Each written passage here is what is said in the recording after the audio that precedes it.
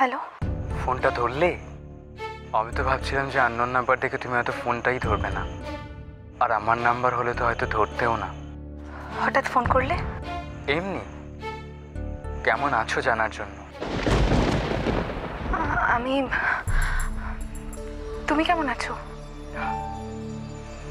সব কিছু কনফেস করার পর এখন একটু ভালো আছি, কিন্তু তুমি তো কিছু বললে না অলি। আমি ভালো আছি, আমি ভালো আছি। শুনে ভালো লাগলো। আসলে কি জানো, আমি সব সত্যি কথা সেদিন বললাম, তো তারপরে অরূপ যাতে তোমাকে ভুল না বুঝে সেই জন্য আমি না না,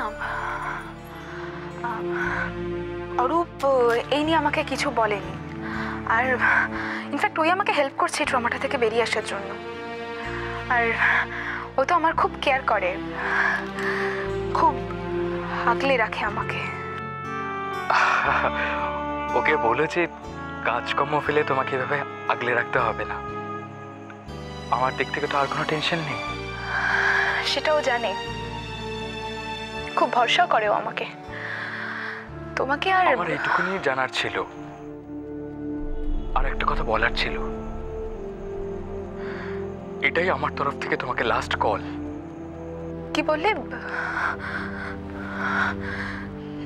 লাস্ট কল? খারাপটা সবসময় ভুলে যাওয়া ভালো হলি, আর আমি তো এখন নিজেকে পাল্টানোর চেষ্টা করছি। মাঝখানে যদি হঠাৎ কিছু, তাই রিস্ক নেওয়ার কোনো দরকার নেই। পুরনো নাম্বারটা নেই অলি, সবকিছু আবার নতুন করে শুরু করেছি। তুমি ভালো থেকো। গুড বাই অলি, গুড বাই।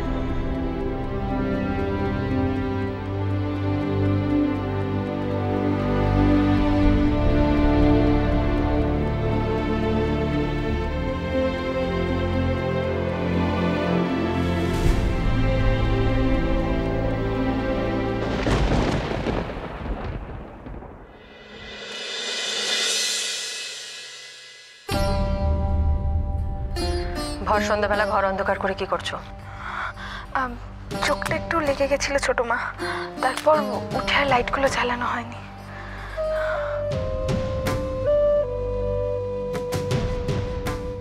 অলি যেন রোজ একটু একটু করে পাল্টে যাচ্ছে, আচরণে, কথায়, সব কিছুতেই অসঙ্গতি।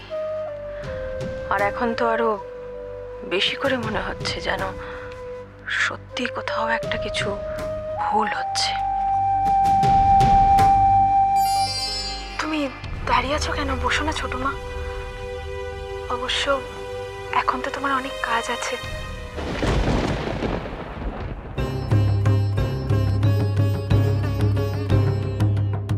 না, তেমন কোনো কাজ আমার নেই, বরং তোমার সঙ্গে কথা বলতে চাই। কি হয়েছে তোমার অলি? আমার আবার কি হবে? সেটাই জানতে চাইছি। কিছুদিন ধরে খেয়াল করছি তুমি তোমার মধ্যে নেই।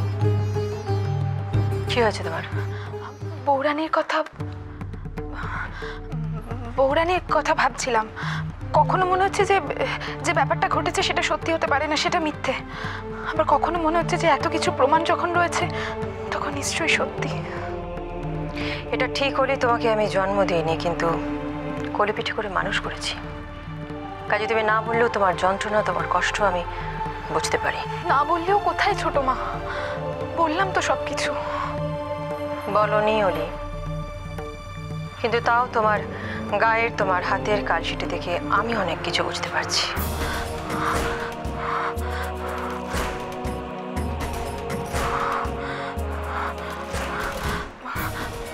কালশিটে কোথায় ছোট মা? কালশিটে তো আমার চোখে এড়ানো অত সহজ কথা নয় অলি, তুমি জানো।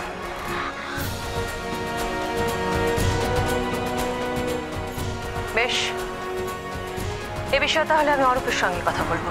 না না ছোট মা, না প্লিজ ছোট মা, তুমি অরূপকে এই বিষয়ে কিছু বলো না। ও এমনি ছোট ছোট ব্যাপারগুলো নিয়ে টেনশন করে, ও আমাকে নিয়েও খুব কনসার্ন। প্লিজ বলো। তোমার এখনো শিক্ষা হয়নি না অলি?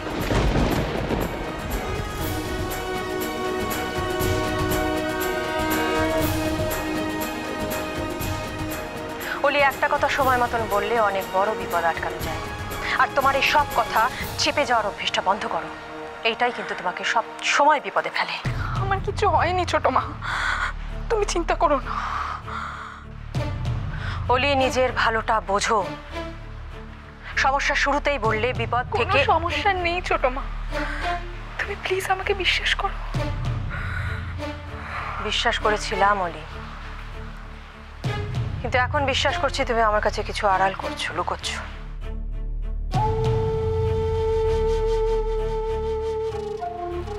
মার কাছে কিসের এত আড়াল অলি?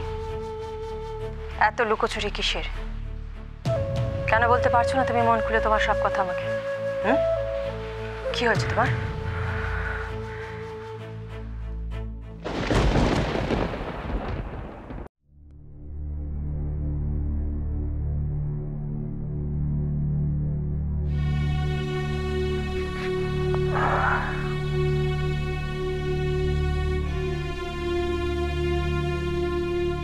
কনক,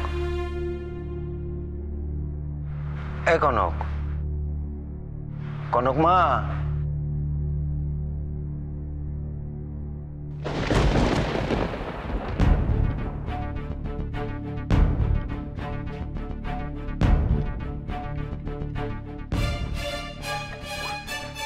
কনক, কনক মা, কনক, ওঠ, এ মা।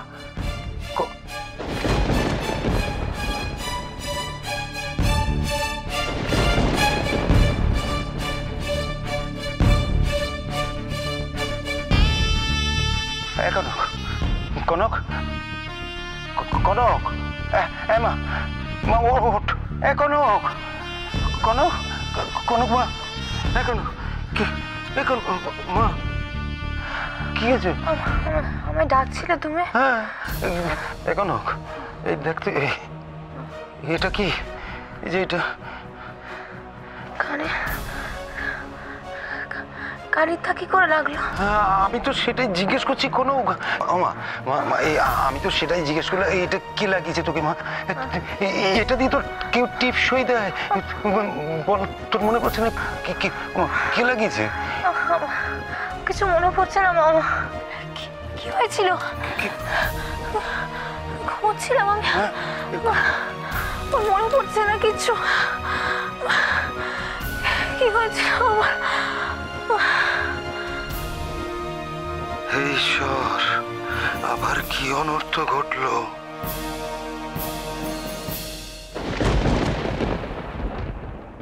আমি বিশ্বাস করি ছোট মা, আমার সব ভুল তুমি ক্ষমা করে দেবে, আমার সব প্রবলেম তুমি সলভ করে দেবে।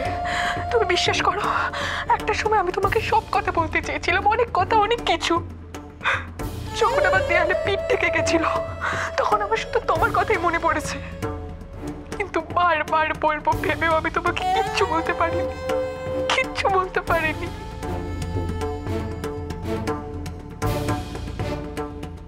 কিন্তু বলার অনেক লোক ছিল, বৌরানী, বৌমণি, পিসিমণি, এরা সবাই আমার সাথে বন্ধুর মতো মিশেছে, আমাকে গাইড করেছে। কিন্তু আমি ওদেরকেও কিচ্ছু বলতে পারিনি। আমি আমার জীবনে অনেক ভুল করেছি, ঠিকও আমার শিক্ষা হয়নি। হয়তো এই জন্যই, কারণ বেশিরভাগ ভুলগুলোই আমি অজান্তে করেছিলাম। আমি একবারও ভেবেও দেখিনি যে এটার ফল কি হতে পারে।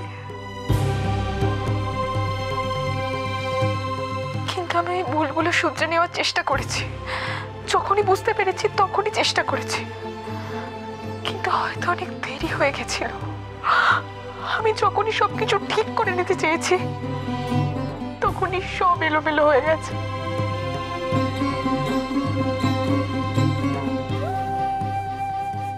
এখন সমস্যাটা কোথায়? আমি কনকের কথা নয়, তোমার কথা জিজ্ঞেস করছি অলি।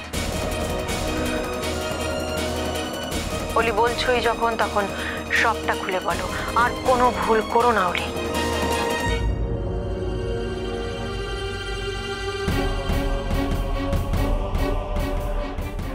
অরূপের সাথে আমার সম্পর্কটা সহজ ছিল না, আমার অনেক সময় লেগেছিল ওর কাছে যেতে। কিন্তু বেড়াতে যাওয়ার আগে সবটা ঠিকঠাক হয়ে গেছিল। খুব অন্যরকম লাগছিল সবকিছু, আমিও খুব খুশি ছিলাম। আর আজ যখন আমি ওর সাথে এতটা জড়িয়ে গেছি, যখন এই সম্পর্কটা নিয়ে আমি এতটা সিরিয়াস, তখন অরূপ নিজেই